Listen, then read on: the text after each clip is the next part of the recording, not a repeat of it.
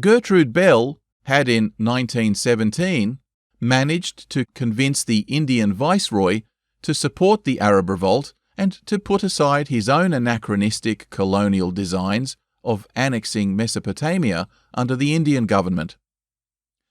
At his instigation, she was now seconded to General Sir Percy Lake's headquarters at Basra, where she would assist the current political advisor, Sir Percy Cox, in trying to unite the many southern tribes of Kuwait, the Shiites, the Persians, and other Iraqi Arabs to put their own feuds aside and help the British push upriver and liberate Baghdad.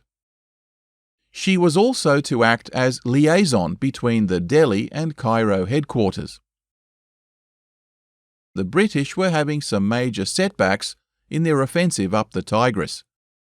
The Mesopotamian campaign was floundering, partly through poor intelligence and partly through strained resources, such that the British garrison at Kut, halfway up the Tigris between Basra and Baghdad, became completely enveloped in a Turkish counter-operation, such that thousands of British soldiers were forced to surrender. This humiliating debacle finally forced the War Office to allocate more troops and supplies to the theatre, and with Gertrude's cajoling of local sheikhs to assist, Kut was eventually liberated, and Baghdad was captured by March of 1917.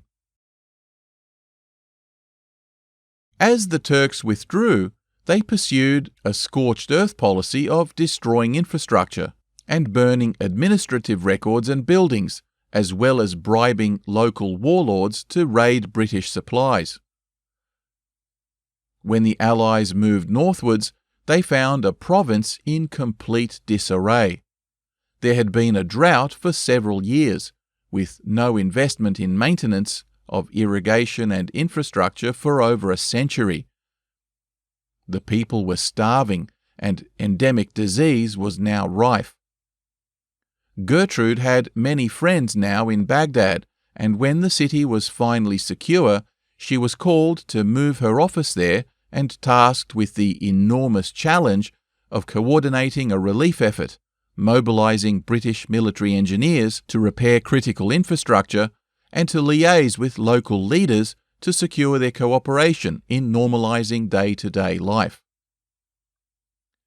But with official records destroyed and the entire corrupt and dysfunctional Turkish judiciary and governance mechanism now gone, they had to almost start from scratch, appointing poorly equipped and trained Arabs to take over the reins of all the arms of local government, from healthcare to education, law and policing.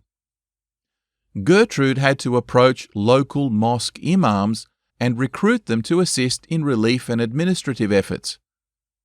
An approach that would normally be unthinkable for a woman, yet her reputation among the many local tribal sheikhs was still so great that she was rarely ever disrespected, even among the highly conservative Shia clerics of the south. Yet, here too, she made an impact. The Turks, who were Sunni Muslims, viewed the Shia as apostates and denied them vital resources and civil support for centuries. Gertrude saw to it that their mosques, schools and hospitals were apportioned British funds and civil engineers for repair, such that the Shia, perhaps more than any other group, came to see the British presence as temporarily preferable to the Turkish one, despite their being infidels. As the British continued their penetration further northward, and the war eventually came to a close, Winston Churchill, who was at the time Minister for War and later Secretary of State for the Colonies, voiced his alarm at the vast sums of money being spent on the relief and reconstruction of a region that had been a decaying Ottoman backwater for centuries. The British government, now in an economic slump and subject to ongoing waves of crippling domestic workers' strikes, was desperate to install a functioning government in order to cut costs, which was in the order of tens of millions of pounds per year. Gertrude worked night and day trying to establish a representative Iraqi parliament that would be expected to soon run independently, albeit with some ongoing British economic and advisory support. But Mesopotamia was a region in turmoil. There was, as mentioned, no sense of pan-Arab nationalism. It was each tribe, each sect, each ethnic group for itself. Even the long-suffering Kurds in the north had several mutually hostile factions that refused to unite or even define their own territorial boundaries. It was clear that, for the time being, unlike what was going on in Damascus, self-government with the help of European advisors was still some way off, and that British government with Arab advisors was the only viable option. Critics who dismiss this as simply a veiled extension of British colonialism fail to comprehend the anarchic, undemocratic tribal relationships that were in no shape to simply come together into a cohesive congressional body in the way Damascus had done.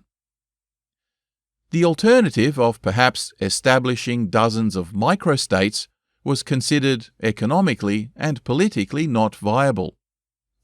It was Gertrude's view that, at the very least, rather than a British governor, the region would need to have an unaligned Muslim head of state that was agreeable to all of the locals. But again, there were so many mutually hostile and balkanized groups that it made choosing one highly problematic. She believed that the only viable option, acceptable to all factions, would be to appoint the sons of Sharif Hussein, because he not only held the holy places of Mecca and Medina, but more importantly, his sons were direct descendants, both maternally and paternally, of the Prophet himself. She believed that this fact would confer the greatest available legitimacy to a future head of state and would overcome the substantial objections that his ethnic and sectarian background might inevitably raise. Meanwhile, Ibn Saud, a rival and another potential candidate, had been busy mopping up Turkish control of Central Arabia, and he had now secured quite a solid power base of his own. But his austere Wahhabist sect of Islam was foreign to both Sunni and Shia alike, and it was unlikely to move either Levantine or Mesopotamian populations to support his aspirations of control beyond his traditional holdings on the peninsula. Ibn Saud would instead focus on expanding into the Sharif's hereditary domains, and over the coming decades, the House of Saud would indeed establish itself as the unrivaled power in the region, even coming into possession of the holy cities on the west coast. When Winston Churchill convened the Cairo Conference in 1921, in which all the relevant field commanders were summoned to discuss British policy in their mandated regions, Gertrude, conspicuous as the only woman present, argued forcefully, along with Lawrence, for the British to not make the same mistake as the French and to propose the Sharif's sons as heads of state. The second eldest, Abdullah, for a new state to be carved off Palestine that would be called Transjordan, and which would not be subject to the Jewish homeland question. They also called for the now exiled Faisal to be installed in a new state to be called Iraq, both of which would be subject to a plebiscite in which local populations would hold ultimate approval. Against Gertrude's advice, which was to grant Abdullah control of the entire region, the British would continue to manage the now rump western part of Palestine, but limit the immigration of Jews in order to placate the local Muslim, and it should be said, Christian populations, until such time as an agreeable local solution could be found. But in both Transjordan and Iraq, the story was significantly different. Despite the multitude of potential conflicts, and there were conflicts, as many locals became frustrated at the lack of speed of handover, with Gertrude's aggressive lobbying throughout the Kurdish north, Faisal managed to eventually achieve sufficient public support to be elected as head of state of the now large multi-ethnic nation that Lawrence believed was nevertheless doomed to fail. But Gertrude would work closely with Faisal to cement his popularity among Iraqi citizens and establish the requisite branches of government needed to rule fairly and effectively. He had even publicly referred to her as his sister, giving her complete freedom in his home and tutoring his sheltered wife, now Queen of Iraq, in the social and diplomatic duties of First Lady for what was intended to be a modern and progressive Muslim state. She had become quite a close confidant, facilitating his relationship with local leaders, who generally viewed Faisal as a greater foreigner even than Gertrude, who had by now earned herself a new nickname of Al-Khatun, or Lady of the Court, becoming a key mediator between Faisal's government and the British High Commission. She also had significant input into the establishment of Iraq's borders and even the design of its flag. But Faisal's determination to stamp his own authority over the country, which was often insensitive to the concerns of minorities, eventually caused such friction between them that Gertrude was eventually sidelined from her role as his political advisor. Iraq, despite her best intentions, like much of the Middle East after her death, would go on to suffer decades of coups and counter-coups, especially after gaining complete independence in 1932. By 1958, yet another coup saw a new government oust its Hashemite monarchy altogether and form a socialist republic ruled by the Ba'ath Party, whose central emerging figure in the 1970s was Saddam Hussein, whose government downplayed and obscured her role in his country's history, despite the Ba'ath Party's very platform of Pan-Arabism, that was itself the result of Gertrude's tireless efforts.